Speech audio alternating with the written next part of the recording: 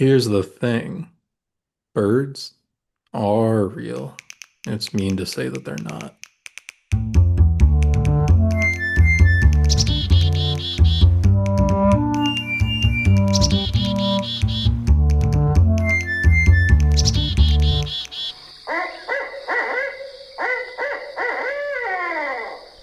All right. Welcome back Welcome back. Dare to the I say birds the are episode number? Dude, are we gonna stop doing I that? feel like I feel like that's our thing. Okay, maybe we can stop doing that. Welcome back to the Birds Are Real podcast. I can't stop doing it. Well, this is episode three, season three. Welcome back, everyone. Uh Um, these we yep. we've been away for a while. For you, it's only been a week because I'm so on top of editing, but it's been a little bit. So you might notice some things have changed. Turns out when you have to look at yourself on video while editing, you hate every single thing about your face. So I'm gonna have a lot of different appearances throughout the season, I think. Yeah, you got rid of the beard, huh? All mustache now. Nice. Couldn't be me, dude. I feel like I'd look like a child if I got rid of the beard, so it's here to stay. That's why I keep the mustache, because otherwise it's a disaster. If it wasn't abundantly clear, this is a birding podcast. If this is your first time listening, Yeah, um, obviously, eh, right? and my name's Kesh. That's Sam, and we're here to talk about some birds. We sure are. We're gonna start out as we always do with our field notes. You got any field notes to lay on me?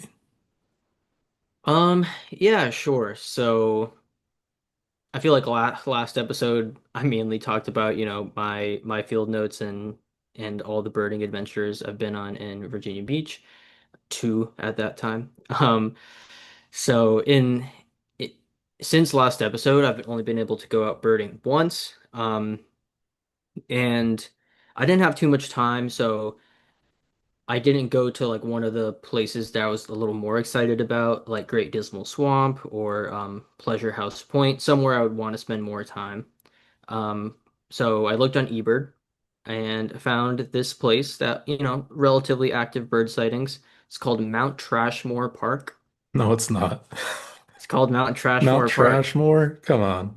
Mount Trashmore. And now that I say the word Mount Trashmore, I am reminded that, or I'm reminding myself that I told myself to look up some facts about Mount Trashmore, why it's called that, but I just didn't. So maybe I'll do that next episode. Yeah, you always need a Um, hook to bring the listeners back. Come back if you want to hear about exactly. Mount Trashmore. Yeah, definitely don't Google it yourself. Wait for me to tell you in a week's time. Yeah. Um, so yeah, I I went and immediately as soon as I parked, there's Lake Trashmore right there, believe it or not. Um, and there was a bald eagle swooping down super close to me. Went to go pick up my camera, camera's off. I'm like, oh hey, no worries. Turn the camera on. Went to go look again, lens cap's on. Take off the lens cap, action's over. Yeah. Very, very noob move by me. Um, I mean, that's just a but yeah, classic, right? You know, bald eagle flying. They're always, there's a lot in Philly, and they're always like flying by, sometimes really low, really slow, and it's just like cameras off, you know, nothing to do about it. yeah. The camera off was just a quick little switch. The lens cap on is what got me. That's what took Hmm. the most time. Yeah. Um, but yeah, saw a bald eagle, saw a great blue heron, saw some juvenile American coots. Nice to see those guys again. Feels like they just left, but they're Wow. back. Nice. And um, was hoping for a pileated woodpecker because someone had seen it on eBird there, but I didn't see one. Saw some mallards. I was only out there for about an hour. Wasn't super eventful. It was super windy though. Ever since being in Virginia Beach, I've come to realize it's a lot windier than Philly. I think Yeah. partially because of the proximity to the ocean. I And think probably, also, yeah. yeah, and also I'm not in a city anymore, so there's not like huge buildings like cutting off the wind, right? That's true. I Um, didn't really think about how it's like not very windy in the city. I Yeah. guess unless you're in Chicago. It was so windy that I was trying to, hold my long lens and take some photos, but the wind was just like blowing the lens Oh, away. It was quite windy. that's nuts. Um, Mount Trashmore though, kind of cool. I'll probably go back. There was some sand volleyball courts there. I might take some of my Ooh. classmates there and play some sand volleyball. Not right now, it's too cold, but in the summer. Yeah, that sounds cool. Um, yeah, hopefully by next time I will have more time to either go to Great Dismal Swamp or Pleasure House Point or something like that. Yeah. Oh, hey, Mount Tra another in the list, the growing list of Virginia Beach places with fantastic names. Mount Trashmore. True, Uh, true. I did some birding myself.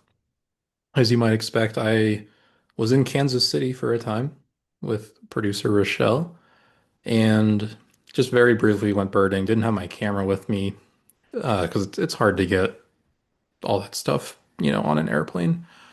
Yeah. But saw a lot of nice stuff. It was actually raining the entire time we were there, but we went out in the rain anyway and saw, what you might expect, cardinals, sparrows, things like that. But we came across this a bunch of bushes that were filled with chickadees, and it was like amazing. They were doing the chickadee call. I love that call so much. So that was really nice to hear. And then right as we were about to leave, I'm not 100% sure, but I'm pretty sure a merlin was flying real low and was like just right across and like jumping over bushes and stuff. It was very cool because I've only seen a merlin, I think, from way far away when we were at Cape May, and there's like up in the Hmm. sky, and someone pointed it out. But it Yeah. was like right there, tiny little bird of prey, but it was zooming. So I'm pretty sure it was a merlin, and that was fun. And then did some stuff back in Philly. Went to John Hines as always, bone dry still, but you shared a video with me. It seems like they might be putting some water back in at least. I don't know if they're gonna continue that or if it's already drained again, but there was a video of them adding water, so I do hope to check this weekend. And I want to see some coots too. I'm really jealous. I love coots, but Yeah, um, see if you can get some info about that because yeah, I saw the video. And I'm wondering if it's just like a temporary thing. Because, John Hines is a stopover site for all these waterfowl. So I'm wondering if it's a temporary thing. But yeah. yeah, yeah, Because I'll try to. their like storm prevention project they're doing, it's gonna apparently take like a couple years, right? Yeah, we're seeing reports of like you saw a year, I saw someone say 2 years. It's not very clear. Like there's not, as far as I can tell, there's not been an official statement from John Hines or anything. So I don't know. But if there's water there, I will hopefully be there. But I went there and I also went to um, Pennypack on the Delaware, Pennypack Park on the Mm-hmm. Delaware. We went to that once last year. Producer Rochelle will be upset at me if I don't call it pea pod. Most people call it pod, but penny pack, so pea pod. It was Sure, nice. sure. We were dog sitting actually, so there was a dog with us, so a lot of birds were scared off by that, and we couldn't stay for very long. But there were so many sparrows there and finches.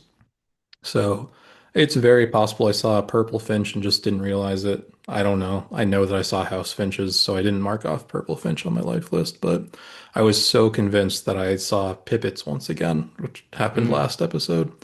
And I came back and I did not. Song sparrows and Savannah sparrows. But I've already seen Savannah sparrows. What are you going to do? Nice. And I need to shout out my parents once again. They did see pipits this past week and snow buntings. So that's pretty Ooh, exciting. nice. I I don't think yeah, I don't have a snow bunting on my life list. I heard one like very clearly. My Merlin was picking up a snow bunting like several times. This was at back when I was at Bartram's Garden. But I could just not see it for the life of me. I think it was like past the fence in some shrubs, so I just couldn't see it. But yeah, good for your parents, pipits and snow bunting. Yeah. I was very impressed. Very cute. My mom got some pictures, sent them, and really cute birds. I'd love to see them someday, especially those buntings. Wow, I really like those. Nice. I think snow buntings, um, they might be like the northernmost like non-aquatic bird. Like their breeding range and like their nesting range is the northernmost of any non-aquatic bird. Oh, that's a Yeah. fun fact. Someone fact check me on that. I'm pretty sure about that though. Hence the snow, I guess. Snow Hence the bunting. snow. They're way up Yeah. there. Well, on that note, I think it might be time to move into our hoot topics. All right, this week's hoot topic comes from longtime listener, good friend of the pod, Scotty. Scotty, thank you for sending in this hoot topic, and it's a simple one this week. What is your favorite random bird fact? It's a great question. You just had a good Um, answer. Do you have another one? if that answer is correct, yeah, that would be a good a good bird fact. I do have another one though. Um, I recently learned that some birds can go through hormonal changes to and exhibit male or female traits depending on their environment. And even have some organ changes. I think um, the Australian magpie is one of them, but I think there are several more, and to varying degrees. But I thought that was cool. I didn't know that like non-seahorse animals did that. There's Yeah. probably other animals that do that too. So, Yeah, no, I was gonna um, say like I know that there's a lot of like aquatic animals that can do that. That's cool. I didn't know birds could do that. So yeah, shout out Australian magpies. shout out Australian magpies. All right. I also have a a fun fact about birds that I also learned quite recently, perhaps 5 minutes ago, who's to say? But the least bittern, which is like a small heron, it when it senses danger, what it'll do is it'll stick its head straight up and it'll kind of wave its neck to pretend to be a reed, like a blade of grass. That's kind of sick. That's pretty cool, right? I think I'd fall for it. I Remember would too. when we were looking for the least bittern at John Hines and we couldn't see it? It was probably acting like a reed. It probably was. I remember Yeah. like it was also at Cape May, someone was pointing out that they thought there was a bittern back there. And I kept Oh trying to get yeah. pictures. It was so far away. I kept trying to get pictures. And I was so convinced I got it. And I zoomed in and it was just a piece of wood. So, Yeah, it was that was so frustrating because we were even looking through people's spotting scopes, like super high magnification. They're like, guys, it's right there. You don't see it? And we're like, no, we don't yeah, see it at don't all. see it at all. Um, but yeah, I don't know. We'll see the least bittern one day. One day. Yep. One day. Um, so that's all we have for Hoot topics today. I will share some bird news. Um, kind of sad, kind of scientific, pretty interesting. But we only have one Hoot topic today, so please send us more. Um, Yeah. If after last episode you did try to text us a hoot topic, that didn't work because we we got did no not get hoot anything. topics. So send it as an email instead. Or if no one tried texting it, you can still text it. But Yeah. birds are real dot pod at gmail.com. When I say dot, I mean a period, not the word dot. It should Or be you on could just screen actually message, also, right up there. or you could message us on our Instagrams, either one of our Instagrams or the Birds Are Real Instagram, Birds Are Real Pod, to get your questions in that way as well. Yep, that's where Scotty's question came from this week. Nice. Um, all right, I'll try to make this somewhat quick. But so there's been a recent conservation issue with the northern spotted owl. So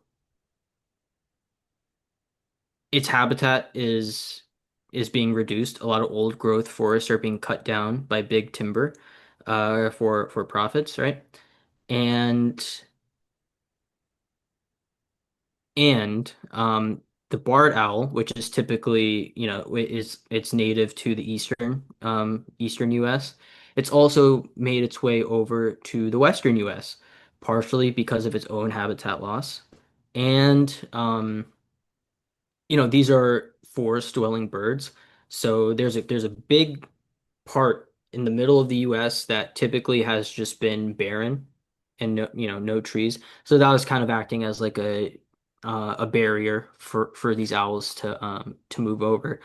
But as it became settled over the past couple hundred years, there's been a lot more trees planted, which is good in some sense. But it has provided kind of like a bridge of some sort to allow these barred owls to move more western.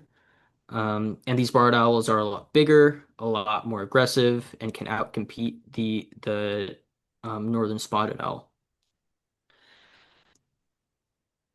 And there have been some protections in place to help the northern spotted owl because it is considered endangered. I think there might be like 3,000 individuals left.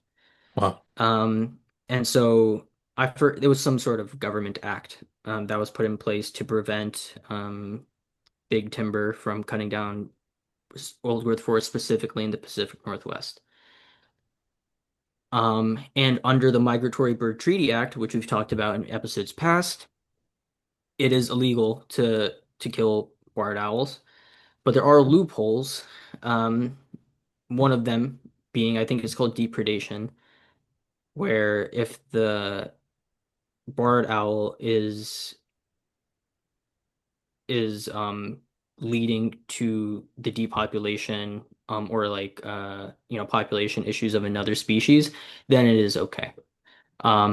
So we're it's kind of a weird situation where both environmentalists and conservationists as well as big timber are both rooting for barred owl culling.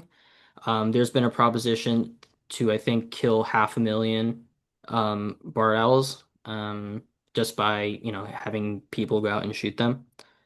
And I think the project costs around like $1 billion, which is like Jeez. 2,000 per bird or something like that. Wow. Um, and on the conservationist side, they're saying we need to kill these barred owls because they're threatening northern spotted owl populations, and big timber also. This is kind of not super intuitive, but big timber also is supporting the culling of the barred owls because they have like certain jurisdictions on like where they can log. And if the northern spotted owl does become extinct, then there's a whole legal and political battle that can ensue for like um, for the rest of the lands that the northern spotted owl used to occupy, I guess. So they're kind of on the same side, but for the wrong reasons. And as a Yeah. birder, and I don't know, I'm also vegan, so I have some ethical considerations for animals. And I don't know, I want to hear your opinion on this, but I don't think it feels like to me the core issue is big timber cutting down old growth forests, which is not only causing harm to the northern spotted owl, but in general to I'm sure plenty of species. And that should be the focus, stopping that, right? But instead, there's this kind of band-aid measure that they're trying to justify with, just killing 500,000 barred owls, which may temporarily stop the issue. But as long as more and more deforestation happens, more and more of these old growth forests are being cut down, um, it's still going to be a recurring problem, right? So. Yeah, it doesn't really sit right with me. It kind of feels like when we talked about way back in episode 1 about the European starlings and the crazy methods that people use to reduce their populations. It seems like we're kind of missing the forest for the trees here. Yeah. No, I agree. That's actually, I was going to bring that up too. It does sound a lot like the how we're, treating the European starlings with the caveat that, barred owls aren't even invasive, right? They are here. I mean, obviously, when you go across the country, they're a little more invasive. But I agree with you. I do think, like, clearly this issue is because of big timber, like limiting the habitats. There's only so many habitats. If the barred owls are there and they're bigger, they're stronger, they're going to get the habitats. And even if, I'll say this with the caveat that I don't have any environmental like studies. I don't have any training. There are people much smarter than this who are looking at it and like working on it. But I think I agree with you that it sounds like a band-aid method, especially we talked about this with the European starling too. Like they are so pervasive. They, you know, can reproduce faster than anyone can like possibly get rid of them. And I mean, if they're planning to kill 500,000 barred owls, I think the same thing is going to happen. Like they're going to reproduce it and just like faster than anyone can, kill them. So it doesn't sound like a method that's actually going to work. And it does sound like, Big Timber is supporting it so they can clear all owls from these forests so they can just start taking them down. So that's a bummer. As a big barred owl fan myself, I know you are too. And also just like as a lover of birds and animals, like, these kind of things, they do deer culls at John Hines. I, again, maybe I don't have all the context, but they always make me really sad. And I think there are other ways to go about it that we don't do. So it's a bummer.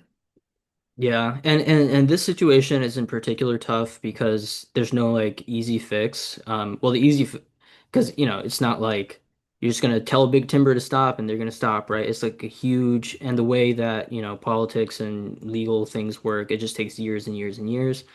And you can't just replenish old growth forest. You can't just plant some trees and in a couple of years, you're back. It's a long process with that, and a lot of people say that, the old growth forest that is lost is just like not recoverable in essence. Yeah.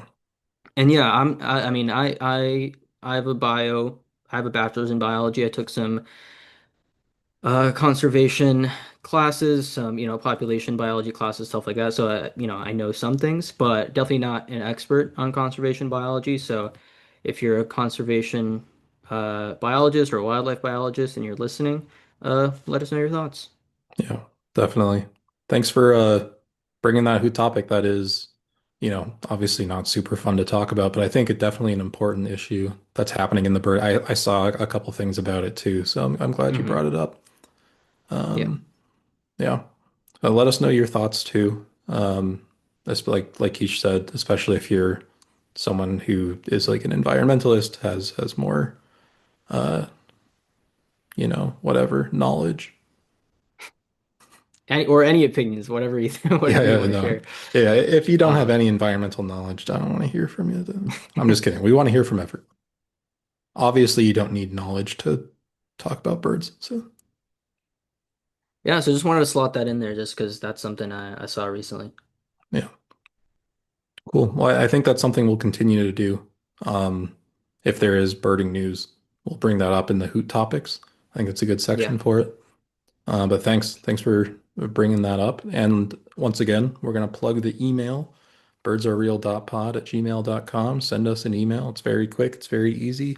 Many of you probably have a job where you send emails all day. Just send one more. It's easy. Send it from your work email even. That's fine. Yeah, I I've think it's cleared it super with your healthy boss. to, Yeah. yeah, super healthy to consider a podcast you listen to for pleasure and joy as just part of your work. Yeah, I'm sure Yep. yeah, that's a healthy mindset to have. Big capitalism guy over here. So we're already an extremely successful podcast, right? For sure, for sure. Yeah, we're definitely not losing listeners every single episode. We're in fact gaining them if you look at the numbers a certain way. Yeah, there's definitely not like a super steep decline in viewership. Yeah, definitely not. No, I'm not taking it personally too, because it definitely did not coincide with us showing our faces on camera. But Yeah, yeah, but yeah, anyway, definitely not. we've had such massive success, right? And even with such massive success, I wanted to grow even more, right? As podcasts do. I'm power hungry here, but so I decided I would do what any sensible person in my position would do. I'm going to DM a bunch of people on Instagram and ask them a question, right? That's a And method here's, for sure. yeah, here's the question that I asked. What do you think is the most misunderstood bird, either in a positive or a negative way? A bird that gets a bad rap but actually rocks, or a bird that people generally like that's actually terrible, right? I think that's a pretty good question. Very, you know, conversation starter, if you will. Makes you think. Yeah. Yeah. Anyway, so I say I DM'd people, but what I actually did is I texted you that question and then I DM'd one person. And you know what? I got a reply from that one person. So that's 100% response rate, which shows, I think, our success, right? Hmm. Person I reached out to is named Jack Doyle, a birding YouTuber himself. I'm going to put a little screenshot of his channel. Go check it out. He also has like a side project, I think. It's like kind of like wiffle ball, baseball type content. That channel only has like 500,000 subscribers, so I think that's a side project and the birding is his main thing, but and who could say for sure? But Jack, big time YouTuber, he very kindly responded. And I gotta say, I think I agree with his response. So here's his response. I think the most misunderstood bird in a bad way is a robin. They are the face of the early bird gets the worm movement, but I hate them and always think there's going to be something interesting and rare, but it's just a robin. Most underrated bird is the chickadee. They're always awesome and rare birds are always around them. We've already talked about how much I love chickadees earlier this episode. And, you know, as we know on this podcast, the robin isn't even a robin. So it's like an imposter of a robin. And then it's also an imposter of like a rare bird because I always think it's a rare bird and then it's always a robin. Yeah, it's kind of like a re recurring joke at when we were at John Hines because sometimes they just take like a very interesting perch and it's like at the apex of this branch. You're like, oh, that's got to be something cool. Nah, it's just Robin. And Robin, then in always a robin. different lights, they look so different. You think it's something else every time, but it's just a Yeah. Robin. Yeah, it's that big red belly. It's always like, a color catches your eye and you're like, whoa, what is this incredible bird that I've just seen? And it's a robin, Huh. always. Um, I, I wouldn't say I hate them. Jack feels very strongly about this. I wouldn't say I hate them. I don't hate any bird, but I do like I am pretty sick of robins, I gotta be honest with you. And I think it's a good example of a bird that generally has a good reputation, you know, morning sing-songy bird, but it's actually not a very good bird. I have posed the same question to you. What are your most understood birds? You have. I'm glad Jack Doyle didn't have any of the same answers that I did because I would have had to come up with them on the spot. But so for a misunderstood bird that gets hate, but I don't think it deserves as much hate as it gets, gonna go with the Canada goose. I mean, listen, as a kid, hated them, was scared of them, played soccer a lot as a kid. They would poop on our fields. Terrible, smelled terrible. Um, But as I've gotten into birding, come to appreciate them a little bit. They're a big size, and I think that's special about them. They're bigger than you think. Um, they do poop everywhere, but that's good for like seed dispersal of like the plants that they eat. You know, it's good for biodiversity and whatnot. Learned about them in childhood. Early education learned about bird migration, their V formation. Um, Got it on my shirt right here. oh, true. There you Yeah. go. If there's any Naruto fans out there, they kind of remind me of the Uchiha clan, you know? They're strong, they're kind of outcasts, but you know, they stay together in their clan. and at some point they try to stage a coup on the incumbent government. Yeah, maybe this is why we're losing viewership. Anyway, yeah, the Canada goose, misunderstood bird, in my mind. Uh, okay, I think that's a good one. This was planned as my grand finale to the episode, as we would debate the Canada Goose, whether it's, good, bad, underrated, overrated. But I agree with you. I think it's overly hated. Canada geese, they are scary. If you're a soccer player, you probably don't like them, but I don't play soccer anymore, and I do look at birds. So I'm a big fan. They're like just such an interesting pattern on such a common bird. It's kind of Hmm. cool. Yeah. And that's one of the birds that like people are maybe more familiar with. Next time you see Canada goose, try to look at it with fresh eyes. You feel like you're used to it, but just try to perceive it for what it is. You may change your mind. Yeah, definitely. Yeah. All right. And on the other end of things, a misunderstood bird that I think is gets too good of a reputation compared to what it deserves is the mute swan. That's a good one. Mute Swan in wedding propaganda, in early childhood storybook propaganda with the ugly duckling turning into the big, beautiful mute swan, right? We've been indoctrinated from an early age on the mute swan, and I'm putting a stop to that now. It's terrible for the environment, at least in the US, because it is an invasive species. We've seen it many times that John Hines chase away other native duck species, bully them out of territory. They also eat a ton of um, vegetation, especially like in the water, and like uprooting a lot of that vegetation kind of hurts the soil composition, affects vegetation for other birds and stuff like that. So Cool. Yeah, I mean, definitely mute swan. People say when you think of like a mean bird, a lot of people are going to bring up the like cowbirds, they do the whole nest parasite thing. I think the or jays, mute swan is the meanest bird I've ever seen. They'll fluff up their like wings and kind of just like zoom at anything nearby, scare it off. Boy, yeah, I'm with you. I think they are overly loved. yeah, bad And, vibes from them yeah. for sure. Mhm. So, what I'm going to do in post, I'm on the screen, I'm going to make a graph. Think back to math class, if you will. The y-axis is going to be, nope, the x-axis is going to be like a bird's reputation, right? From Mm, uh, good on the left, no, bad on the left side to good on the right side. Okay. And the y-axis is going to be our opinion of the bird, the objectively correct opinion of the bird. And that's going from bad at the bottom to good at the top. All right. And so that is going to make four quadrants. Okay. So in the first quadrant, the top right quadrant, we're going to have birds that have a good reputation that we also think are good.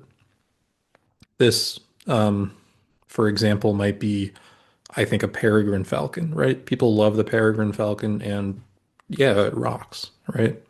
So I'm going to call that the peregrine falcon zone. Next, over to the left, top left, we have birds that are underappreciated, but that we think are great. I'm going with Jack Doyle. This is the chickadee zone.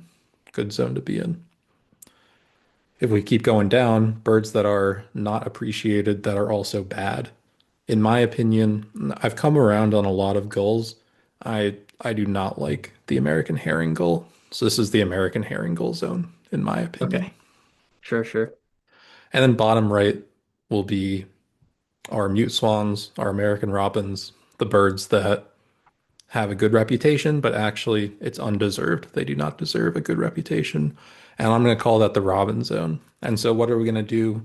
We're going to name a bunch of birds and we're going to place them on this graph. There we go. Great. Um, so I want to start with vultures, right? Vultures, shout out actually our Hoot Topic supplier, Scotty, sent us an email a long time Supplier. ago asking about vultures. And we do want to talk about vultures here in the context of all of this. And I think they're a great one to start with. I am in this case going to lump turkey vultures and black vultures together. They hang out together all the time. Most of what I say applies to both of them. So I'm just going to say vulture, but those are the ones I'm talking about. Scotty thinks that vultures are very underappreciated, and I tend to agree. I think about like any sort of cartoons, any sort of anthropomorphic vulture, it's always an evil character, or like an unsavory character at least. And they're associated with death. They're associated with being dirty, all this kind of stuff.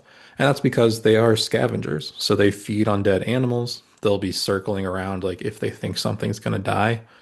And a lot of people don't take that next step of being like, well, what does that mean? What does that mean that you're a scavenger? What it means is that it cleans up all the death for us. So in a way, it's kind of like the anti-death, right? We don't have to experience these carcasses because vultures are coming in and taking care of it. And that does stop the spread of disease, and it just makes everything a little better for us. And what do they get for it? They get a bad reputation. And here's something interesting actually that kind of goes along with this. The scientific name for the turkey vulture, I'm going to pronounce this wrong. Don't come at me, Latin enjoyers. It's Cathartus aura, which apparently means golden purifier. That's awesome. I like That's that. pretty good, right? Golden Yeah. purifier. Do you know how vultures can eat dead things without getting sick? Hmm. It's a good question. I'm assuming they have some sort of robust digestive system, So what but they have, I don't yeah, know the specifics. they have very acidic stomach acid, like Yeah. as acidic as it can get, basically. It can digest like anything. So that's why, they can pick at all this dead stuff. This is actually true of cats as well. I won't get into all my cat stuff, but I like cats a lot. Vultures have similar stomachs, so vultures are good in my books. But according to allaboutbirds.org, which is a nice place to get bird facts, the stomach acid allows them to eat carcasses tainted with anthrax, tuberculosis, and rabies without getting sick. So, Wow. if you have gone through your life without anthrax, tuberculosis, or rabies, that's because of vultures. So, thank a vulture next time you see one. And the stomach acid thing, there's a little extra fun fact that goes around along with it. Some people might not think this is fun. I think it's pretty fun. If a vulture feels threatened by another animal or a human, it will like projectile vomit on you, and it is like so acidic, like you don't want that stuff on you. It'll like burn through your shoes. So That's wild. I didn't know they did that. yeah, and so if you think about it, they're kind of just like a poison type Pokemon using Sludge Bomb. So even better. Vultures, in my opinion, going right up into the Chickadee zone. Nice. Yeah, I think I would tend to agree. Definitely, in like the broader social context, a misunderstood bird in a negative context, or it has a negative connotation. But I do agree. It's a net positive bird, I would say. Like you said, does a good public service, helps clean up the environment, reduce the spread of disease. I think they just look cool. They're very looming in the sky in like a way that's very kind of foreboding, but not in like a you're scared way. It's just like you're kind of in awe a little bit, especially Yeah. when like they like kind of go over the sun and they kind of eclipse the sun is really cool. Um, yeah, I'm pro vulture. I think that also just in like our linguistics, they get a lot of negative connotation there too. Like, have you heard of culture vulture? I have. Yeah. Yeah, just like, someone who's like stealing aspects of a culture or something. So yeah, they just unfairly, I think, are given a bad rap, and we're here to set the record straight. You should like vultures. Yeah, I agree. And like linguistically, like you're saying, the other name for vultures that people use is buzzard, and people like hate Mm, buzzards. It's always used in a negative context. So, yeah. uh, vultures, very cool. Thumbs up from me right into the chickadee zone. I got now we're just gonna kind of go down the list here. I got a bit of a controversial one. The bald eagle. Right? We talked about a bald eagle. I saw one today, not today. I saw one in this I saw past one week. today. You saw one today. And obviously, we're in America. There's a lot of political attachments. We're not getting into that right now. Okay. But it's a This pretty is why we're beloved bird. losing viewership, man. No, I'm kidding. But especially here in Philly with the football team, the Eagles, go Birds, by the way. It's a pretty beloved bird. People, it's special when you see a bald eagle, right? I think we can all Hmm. kind of agree it is special when you see a bald eagle. But there are a couple things that I think people don't think about too often. Number one, did you know that the call you hear when you hear a bald eagle in a movie is actually a red-tailed hawk or a blue jay? Just kidding. No, I'm not kidding. It's true, but we've done that enough. The thing Yes. about bald eagles is they are thieves. So a lot of times when a bald eagle hunts, it's not really like going and trying to get a fish. What it's doing is it's sitting there, it's waiting, and as soon as something like an osprey catches a fish, the bald eagle dive bombs the osprey and just takes it from them. Oh, okay. So the bald eagle um waits for someone else to do the work and takes the profits. It Sounds like does. America to me, dude. Sounds Yeah. like Um, um Well, so this is interesting. This is actually the reason why Benjamin Franklin famously wanted the national bird to be a turkey instead of a bald eagle. Because like the turkey's like a hard worker, it earns its keep, stuff like that, whatever. But Ben Franklin was against making the bald eagle the national bird. And I mean, I still can't say I dislike it even with this. It's a beautiful bird. It's like huge. The beak looks so powerful. Like it's cool to see. I still like seeing a bald eagle, but I think it might sit right at zero on the y-axis, right? I was just gonna suggest that. Or zero on the x-axis, you mean? Or on the Up and down. So I think it's like okay. right in the middle, right? But I think people really like it, so it's far People to the really like right it. on the x-axis. Okay, no, that makes sense to me. Yeah. Cool. All right. So we agree there. That's good. Yeah. Next. I want to talk about the ruddy duck. Okay. People have been talking some smack on the ruddy duck, I hear. A lot of people in the bird community don't really like ruddy ducks. They're aggressive ducks, They are aggressive towards each other. They're aggressive towards other ducks. They can be a bit noisy at times, and people just kind of dismiss the ruddy duck. I gotta tell you though, I love a ruddy duck. I think ruddies are my favorite type of duck I've ever seen. That includes the mandarin duck. It doesn't it Okay. doesn't include the Uh mandarin duck. Mandarin duck's better. But ruddy duck is number two for me. I love a ruddy duck. and listen, I don't take this the wrong way, but I know you love a ruddy duck, and I think you're a little biased here. It's Yeah, I that's the mean whole point of this exercise. that's true. But okay, I think you're putting too much stock into the ruddy duck. Anytime I see a ruddy duck, I'm like, I wish that was a bufflehead, you know?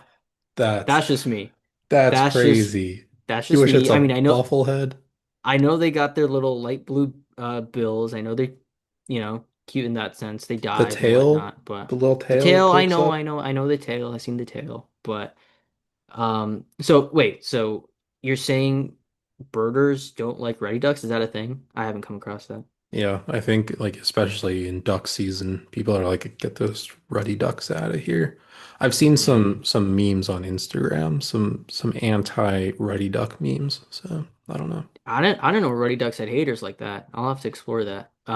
Okay, so you're saying they are misunderstood, but you like them. So wait, Yep, you're putting ruddy ducks in the chickadee zone. I'm putting them in the chickadee zone. Hmm. Sounds like you want to put him in the herring goal zone, though. I don't know if I'm gonna be so harsh to put him in the herring goal zone. I mean, I don't know. I personally haven't seen the publicate for the Ruddy Duck. I'm not a super big fan of them. I might go zero on the Y or like lower on the Y, but no movement on the X. Does that So, make sense? okay, zero on the x-axis, but like you think it's below average. Yeah. Okay.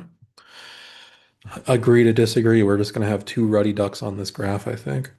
Um, Hey, we can't agree on everything. no, that makes good content if we don't agree on everything. And here's one I think might be good content. Okay, it's at least worth a discussion. Cardinals, Northern Cardinals. Mm, All right, people love cardinals. They're big. They got the crest. They stand out. They have they're a bright they're color. Yeah. bright red. The female version is like very distinctly different, and it's kind of fun seeing that. Is that called dimorphism? Maybe I don't know what that word means, but it's nice seeing that very stark difference. It's kind of fun. Um, Hmm. and yeah, they're everywhere. So like people see them a lot. Their call is interesting. Well, their call is interesting, but it's loud, man. And they're calling all the time. When you go birding, it's like the second you get there to the second you leave, you're listening to other stuff and there's just like lasers going in the background. I know. I do like that it's a call that I can recognize very well. You know, just Yeah. the pew pew laser beam call. Sounds like you're leaning towards a negative rating for the Northern Card. I don't know. Have you seen one of those cardinals when they like their head feathers are molted? That's freaky. That's so They okay. freaky. Th those guys are freaky, but hey, we all have our bad hair days, right? What are you saying? No, I'm just saying cut the Northern Cardinal some slack. I also another plus for the Northern Cardinal in my book is they stay. They're a songbird that stays throughout the winter here. And I don't know, just that, you know, birding in the winter, just that bright red, um, contrasting with, you know, white snow, I think looks really nice. Yeah. Yeah, I was trying to front for content, but Cardinals are great. I mean, who can say that a Cardinal's Big, not great? yeah, Yeah, I'm a big Albert Pujols fan as well. He's a yeah. Cardinal. Matt Was a Carpenter, Cardinal. Matt Matt Carpenter, greatest Carpenter, Yankee of all huge. time. Yeah. But yeah, Cardinals they're going in the Peregrine Falcon zone for me. People love them and they deserve it. They're great.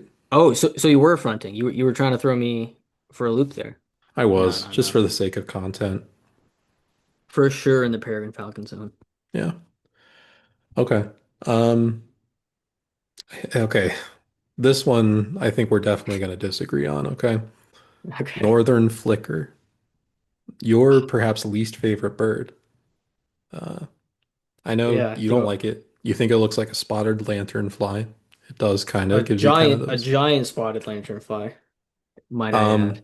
I will say, like, we've gotten a couple hoot topics to talk about, like woodpeckers that are pecking a house and like what a nuisance that is. A lot of times, more often than not, that is the northern flicker. Hmm. But I'm going to say this in defense of the northern flicker. It's still a woodpecker. Woodpeckers are very cool. It's a large bird. I think it's pretty. Here's the hottest take I think I've ever had. I think spotted lanternflies are pretty. I don't like them. They're bad bugs. They're pretty though. I don't know. They look No, nice. I'm with you on that. They look good. They're pretty. It's just the context around them that's Hmm. unsavory, right? Yeah. Um, so I almost chose the Northern Cardinal as like my for the hoot top or like the earlier start of this thing, as my misunderstood bird example. Um, so here's the thing with my with the Northern Flicker and me, okay? Emotionally, I don't like them, right? Just that's just like a primal thing with me with me and Northern Flickers. I don't like looking at them.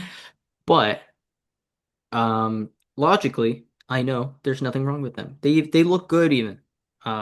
I can acknowledge that on an objective level. And they are a woodpecker, so that is pretty cool. Um, and I they're like a actually I kind of like their call. It's an annoying call. I mean, don't get me wrong. It's loud, it's annoying, but I still kind of like it. I don't know. I'll, They sound like squirrels. I'm always like, "Oh, it's just a squirrel." And then I'm like, "Wait. No, it's a northern flicker." Wow. yeah, I was just gonna mention their call. I'm not a fan, not a fan of their call. Um, but you know, I definitely I acknowledge that I shouldn't be as much of a hater of the Northern Flicker as I am. Yeah. I'll admit that. I'm not above that. Okay. Still a hater though. Still a hater, but Okay. not above acknowledging it. All right. So, it's on the left side. It's one that the public does not appreciate, but we're split, I think. I think you're going just under midway. I'm going just over midway. Yeah, yeah. I don't want it to like send it into the depths of the American herring zone, but just creeping under the Yeah. x-axis there. Okay. Okay. That's fair. Um, okay, this one I think is going to be very interesting. The song sparrow. All right. In my opinion, oh, I'm going to let you give your opinion first, actually. Oh, well, I need to form my opinion first. Okay. Well, then I'll give my opinion first. Okay. So, song sparrows, to me, I was trying to think of a true neutral bird, zero on both axes. I think it's the song sparrow because, like, people dislike house sparrows. House sparrows are invasive. I don't think people really dislike song sparrows. I don't think people really notice song sparrows. Song sparrows are kind of like the white noise of birds. They're in like every hmm single tree you go by, every bush, especially if you're in a city. They're always chattering. It's not a very distinctive call. They're just kind of always making noise, but it's not a They have a bad lot of noise. different they have a lot of different calls too. They have a Yeah. lot of different, so it's hard to like recognize, and it doesn't get repetitive, so you don't really get sick of it. And it just like it's nice, it makes you feel like you're outside, but you don't really pay attention to them. And I don't know if have you ever heard anyone say that a song sparrow is their favorite bird or their least favorite bird? I've never heard anything like that. So I think they're just true neutral. Um, I think that's a solid place to put them. I think if as a true neutral bird, maybe even mallard can go in there. But so I think song sparrow is good there. I think for me personally, it might be because I think you're right. I think the public has no opinion on a song sparrow. The birders, dislike house sparrows for being invasive and all that. But the general public, I don't think knows the difference between a house sparrow and a song sparrow, or anyway. Um, so I think that they it won't have much movement on the x-axis. I do enjoy song sparrow, like you said. Sometimes they're just background noise, but um, I'm gonna put that as a plus. Like you said, it makes you feel like you're outside. Um, it feels like it if you aren't hearing any bird calls, that might be one bird call you can count on hearing, and makes you feel like you're out there doing some. So I'm gonna put it on the y-axis, just slightly onto the y-axis positively, but no horizontal movement. That's good. Yeah, I respect that. I think I've just been burned so much recently by thinking that they're American pipits, and it's not. So Uh, it brings it back down to zero for me, but not negative. And I think you're probably more correct, not in like the current vacuum that I'm in right now. So, all right. So the final one I had was going to be the Canada goose, but we've already talked about the Canada goose. So instead, the final one, which I think this is going to get me some hate from the hardcore birders. At John Hines this past year, this past summer, there was a lot of talk and excitement around a buff-breasted sandpiper. ooh. People were going out with their scopes, kind of like posting up, trying to find this thing. It was like days people were like, "Is this it? Is this it? Is this it?" And then they found it. They were very excited. But you know why it took so long to find it? Because it's just a sandpiper. It looks just like every other sandpiper. Its breast is slightly buff. Like I don't know. It's eh, I also I looked them up just to see if there were any fun facts to sway me either way. Male buff-breasted sandpipers instantly leave their children. They don't raise them at all. That's poor character. I don't know. Yeah, sure. Yeah, attributing human values to birds, I'm sure. Yeah, it I makes a lot like of to do sense. that. Yeah. Yeah. Wait, so you're specifically talking about the buff-breasted sandpiper, not sandpipers in general. Not even buff-breasted sandpipers in general. I'm talking about this one at Heinz. I Oh, think it's overrated. the one at Heinz. Sure. I was not there to experience it. I'll take your word for it. So I remember us talking, um, when I was last year when I was like really just getting into birding, that, you know, you were telling me and also we were seeing that the more experienced birders love shorebirds and love the sandpipers, right? Um, and I think I definitely see the appeal. I think shorebirds are like my favorite birds. I love the, little sandpiper type guys. So for that, they just have a soft spot in my heart in that sense. But am I good at identifying them? Heck no. Like there's so many small differences between them. Um, and just like if you don't see them super often, the size comparisons are tough, right? Because it's like our field guide will be like, oh, this sandpiper is like slightly smaller than a pectoral sandpiper. Well, how big is a pectoral Yeah, sandpiper? And yeah. what if it's a juvenile pectoral or a male versus a female? It's very difficult. Maybe in like 40 years I'll be good at identifying some shorebirds that are not like super obvious, like the killdeer. Um, but yeah. I don't know if it's even frustrating to ID them because I don't try No, yeah, because yeah. because it's so hard. Yeah, I just go Maybe with that's a like goal. whichever one's showing up the most. I say, well, that's what all of them are, you know. Yeah, yeah. But But then you get these guys with the scopes that are like, there's a field of like 200 of them, and they're looking at each one to make I sure know. it's not Yeah. like there's not one super rare one in there. Props to those guys though. Props. I can only hope to one day like be that good at birding, you know. Yeah. So All wait, right, so well where are you putting it on this on the thing? it's going into the Robin zone for me. Robin zone is negative for you, but positive for the people. Yep. Okay. Okay, that's fine. I'm gonna put it in the peregrine zone for me. Not like super into the peregrine zone, but I like my sandpipers. Yeah. No, that's fair. We want to hear from you. I'm gonna make a little PNG of our wonderful graph, but I'm going to make it blank and share it with the people on my Instagram. You can screenshot it, fill it in with your own birds. I'd love to see what people do. I know that no one's going to do it, but if you do, that would be so cool. Nice, nice.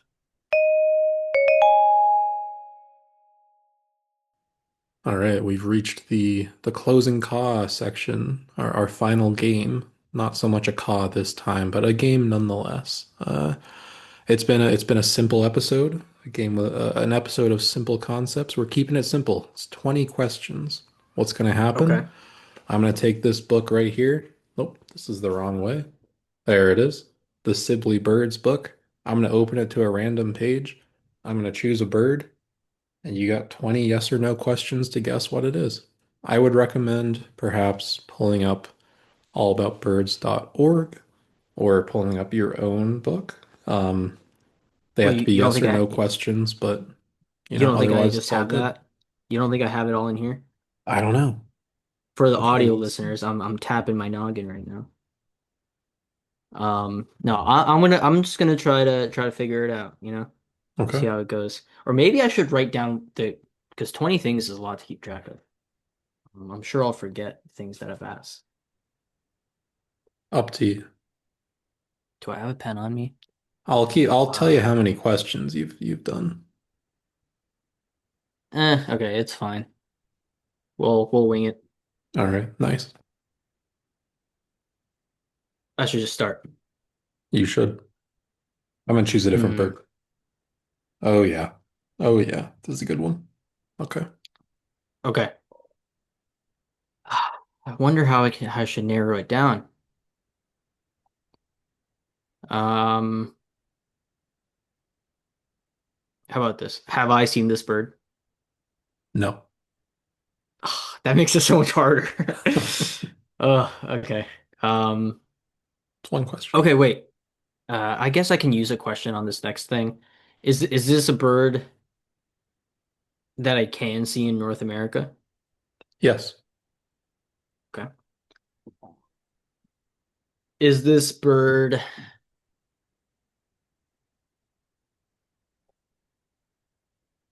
um associated with the water? Yes. Is this bird a duck? No. Not a duck. Is this a shorebird of some sort? No. Is this a heron? No. Interesting. Is this bird larger than a mallard duck? Let's see. I have the length and wingspan here, but I need to cross-reference it with a mallard. No, I know this. No, it is not larger. Interesting. That's seven questions. Okay, so it's associated with the water. I haven't seen it. It's smaller than a mallard. Well, now I'm worried that I'm wrong about that. I have to double check. Okay, yeah, just check, just check. Mallards are pretty big though. They are decently big, yeah. Age 18.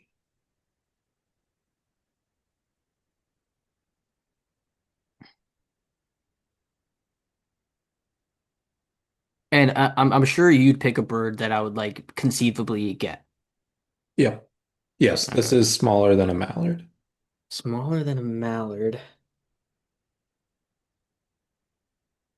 Not a duck, and I haven't seen it. See, the problem with things that I haven't seen is they don't come to mind because I haven't seen them. You Uh, bust open your book if you want. maybe later. Um, let's see. How many questions?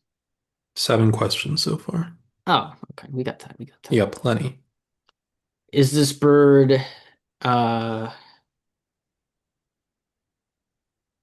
does it spend a lot of its time swimming? Yes. Okay. Um, so not a duck, swims, smaller than a mallard. Is this a type of rail? No. Is this a type of grebe? No. Is it a type of loon? No. Oh my God, what? Okay, smaller than a mallard, swims. Maybe I should go for color or something now. You could. But yet, colors with yes or no questions is kind of tough. It is. Um, I'll tell you is this. You're at this, 11 questions right now. Once you yeah, get to 15, I'll give you a hint. okay, cool. Smaller than a mallard, not a duck, not a rail, not a grebe, not a loon. Spends a lot of its time in the water.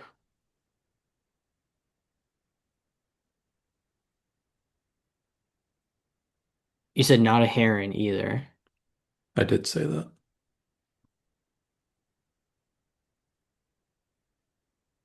There's a lot of birds associated with the. Okay. I feel silly for wasting a question on this, but I think I need the clarification. Is this bird more associated with the water's edge than actually being on the water? What do you mean by water's edge? Like, Like shore? like shore. I did ask if it's a shore bird, but Yeah, my answer to that um, is no. It is not more associated with the water's edge. okay, so that thing is in the water. but it's small and it's not a grebe. Very, very interesting. I feel like there's just a classification of bird that I'm just dismissing entirely here. There might be. Yeah, there might be. All right, so I mean, I'm just thinking out loud here. I've gotten rid of all of the like tree dwelling birds, like not a songbird, not a warbler, not a sparrow, not a none of that. Not an owl. Smaller than a mallard. Hmm. But it's not a duck, and it's in the You water. I'll say this, you may not realize that it's smaller than a mallard, but it is distinctly smaller than a mallard. But I may not realize it. Okay. It's not a rail though. It's not.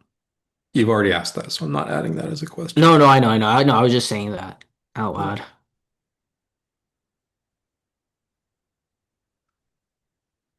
I'm also just asking for clarification here. Oh Okay. wait, no, but I haven't. Um, maybe this is it because that's the only thing I can think of. But in my mind, gallinals are rails. I think that's correct. Okay, just wanted to be sure about this. It's not a gallinal either. Then it's not a question. I was just clarifying the Okay. question. I'm Yeah. just saying. What am I at? Like 12? 12. All right, I'm just gonna start going for color. Is it primarily one color? No. Primarily two colors? Yes. Okay. Is it black and white? Yes. All right. All right. You've hit 15. Do you want a hint? No, not yet. Okay. I feel like these last couple, I might have had a little breakthrough here. Spends a lot of its time. It could be a gull, but you said it spends most of its time swimming. I said it does not spend Spends. a majority of its time on the water's edge. No, no, no. But earlier you said, I said, or I asked, does it spend a lot of its time on the water, Yeah, like swimming? that's true. It And you does said spend a lot yes. of its time swimming. Okay, okay. And I can see it in North America, but I haven't seen it, and it's black and white. Bruh. I am. All right, maybe I will take that hint. Okay. I've seen it. Okay. Is it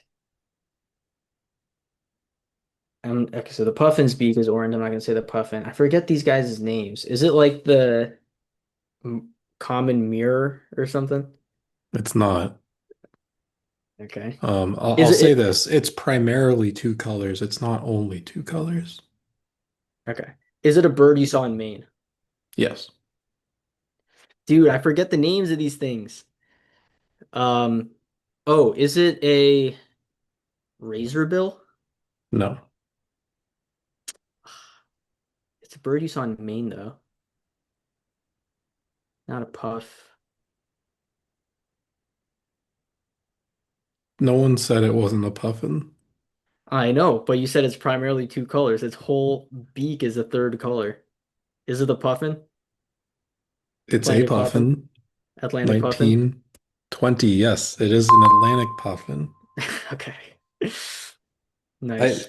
I would say a puffin is primarily not its beak, in which case it's two colors.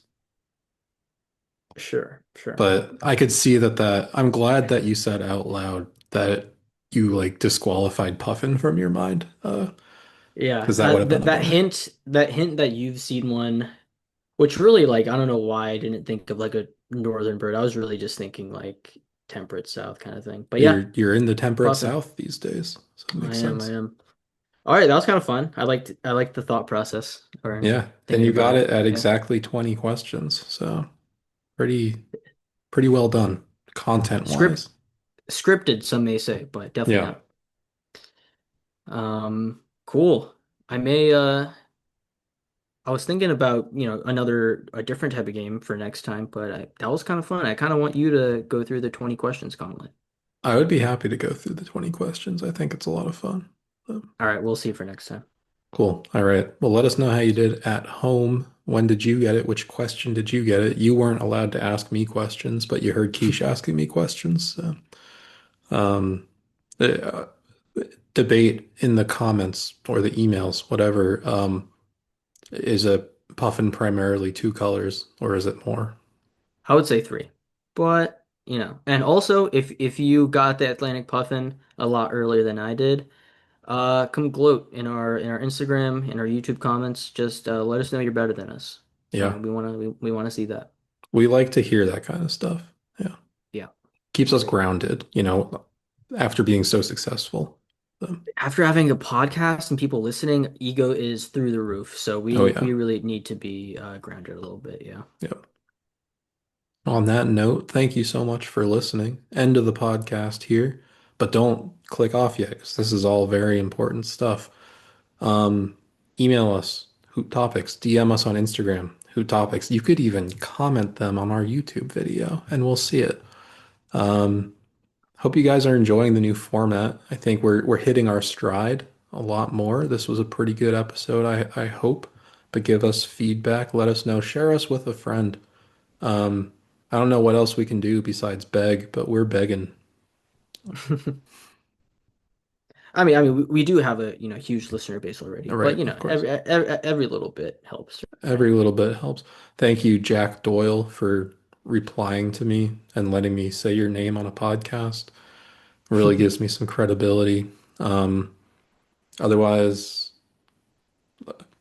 hope to see you again next week. Yeah, thanks for listening, everyone. Uh, drop a bar, Keish. We haven't done that in a while. Wise word from Keish. Wise word from me. Um,